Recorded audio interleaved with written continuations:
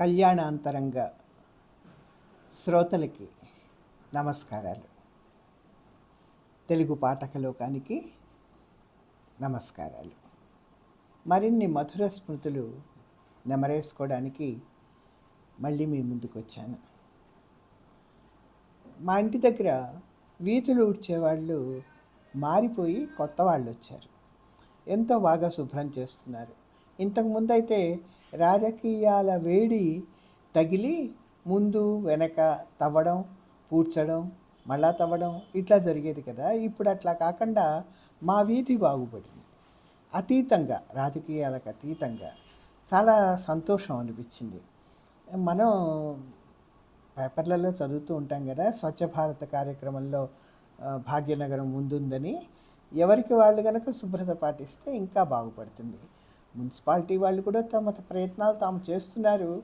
కొంత అలక్ష్యం కూడా, నిర్లక్ష్యం కూడా జరుగుతోంది, కాదంటల్లా. కానీ మన వంతు కూడా ఏదన్నా చేస్తే చాలా బాగుంటుంది కదా.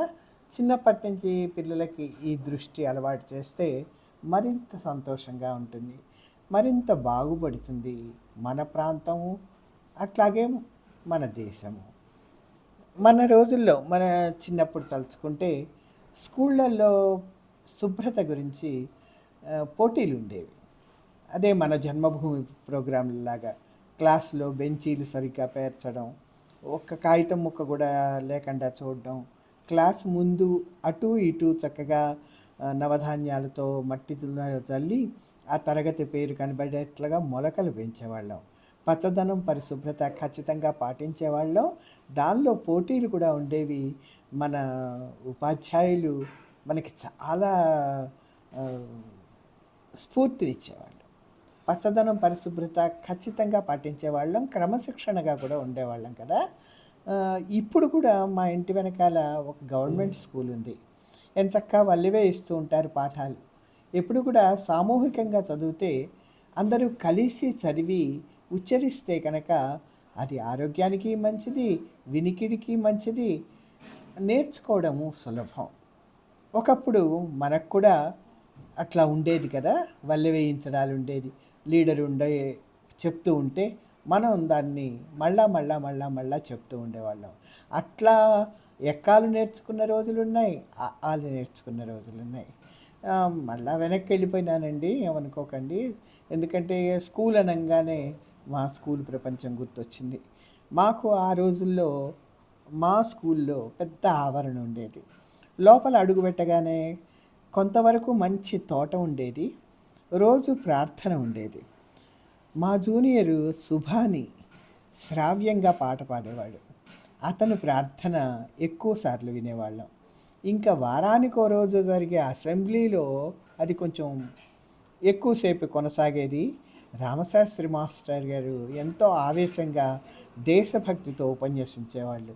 అది విని విద్యార్థుల మనసులో దేశభక్తి ఉప్పొంగడమే కాకుండా మిలిటరీలో చేరాలనేటువంటి ఉత్సాహం కూడా చాలా కలిగేదంటే అతిశయోక్తి కాదు.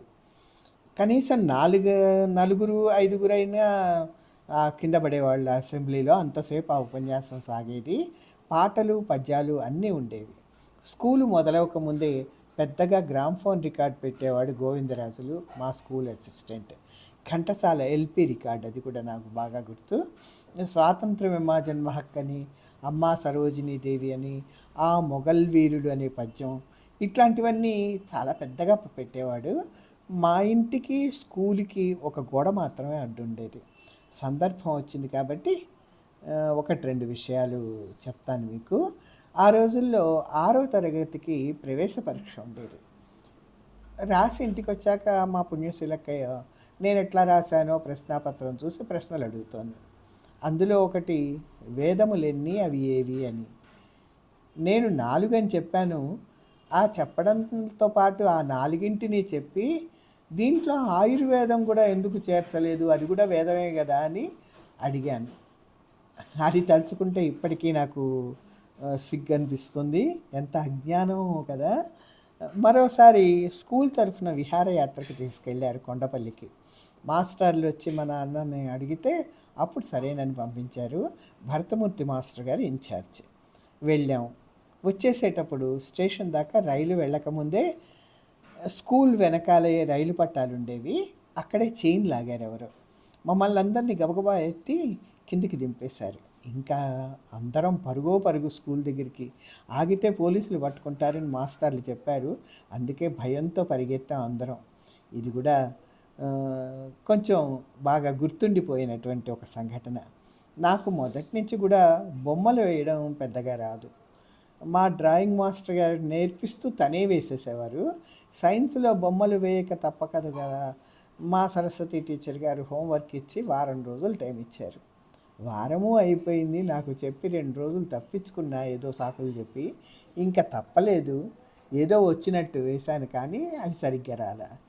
అందుకని ఆలోచిస్తే మా శ్రీకళక్కయ్య నోట్స్లో పేజీలు తీసి నా నోట్స్లో అంటించేశాను. తను నాకన్నా 2 క్లాసులు ఎక్కువ, అన్నీ జాగ్రత్తగా పెట్టుకునేది. ఇంకా చూడండి, మా టీచర్ గుర్తుపట్టి స్టాఫ్ రూమ్కి పిలిచి చివాట్లేశారు. నయం, క్లాస్లో అందరి ముందు తిట్టలేదు, ఇంట్లో అక్కయ్య తిట్లు. ఇంకా ఇలా కాదని కష్టపడి నేర్చుకుంటే ఒక మోస్తరుగా వేయడం నేర్చుకున్నాను. మా అక్కయ్య చాలా బాగా వేసేది. అట్లాగే ఎంఏలో నా స్నేహితురాలు శోభ చాలా మంచి ఆర్టిస్టు, ఆయిల్ పెయింటింగ్స్ కూడా వేసేది. తను ఫోటో ఎగ్జిబిషన్, ఆర్ట్ ఎగ్జిబిషన్ కూడా పెట్టేది. నాకు వారసత్వంగా సంక్రమించిన అలవాటు ఏంటో తెలుసా? ఒక్కపొడి. ఇంట్లో అందరికీ ఒక్కపొడి తినే అలవాటు ఉండేది. పొట్లాలు తినేవాళ్ళం అందరం. నేను స్కూల్కి వెళ్ళేటప్పుడు జామెంట్రీ బాక్స్లో నింపుకొని వెళ్ళేదాన్ని. ఒకసారి పాఠం చెప్తూ మా సత్యప్రసాద్ మాస్టర్ గారు చూసి నా జామెంట్రీ బాక్స్ తీసుకెళ్ళారు. ఎంతసేపటికి ఇవ్వరు. ఇల్లు వెనకేగా, ఇంటర్వెల్లో వెళ్ళి తెచ్చుకున్నాను. మళ్ళీ మాస్టర్ గారు పిలిచి బోధ చేశారు. అయినా అలవాటు ఎక్కడ పోతుంది? ఒక 15 సంవత్సరాల కిందటి వరకు, దాదాపు 20 అనుకోండి, ఒక్కసారిగా మానేశాను. ఇప్పటికీ మా అక్క చెల్లెళ్ళు, తమ్ముడు మానలేదు.